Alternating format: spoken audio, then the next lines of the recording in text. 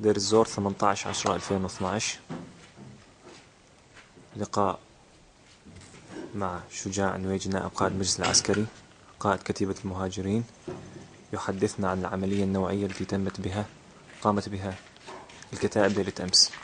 السلام عليكم أخ شجاع. السلام ورحمة الله وبركاته. الله يعطيكم العافية ويقويكم. بس تحكي لنا عن العملية اللي صارت امبارح. الحمد لله رب العالمين، والصلاة والسلام على سيدنا محمد سيد الأولين والآخرين. الحمد لله رب العالمين. بالتنسيق مع الكتائب قامت الكتائب بتمشيط المنطقة وتطهيرها للجيش الأسدي وإرجاعهم إلى ما بعد المدلجي بعون الله.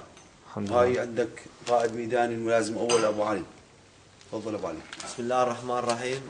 قام أبطال الجيش الحر بدحر جنود الأسد إلى ما بعد دوار المدلجي، والآن منتشرين من دوار المدلجي إلى جامع الروضة، وتم تمشيط المنطقة بالكامل ليلا.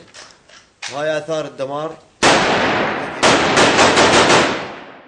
الأسد ليلة اقتحام دوار المدلجي. طيب يعني نطمن أهلنا اللي سمعوا أخبار إنه هم وصلوا لعند جامع الروضة وقالوا انتشروا بالجبيلة، أنت شكون توجه لهم رسالة أنت والأخ أبو محمد؟ شكون تحبون تقولون لأهلنا اللي برا؟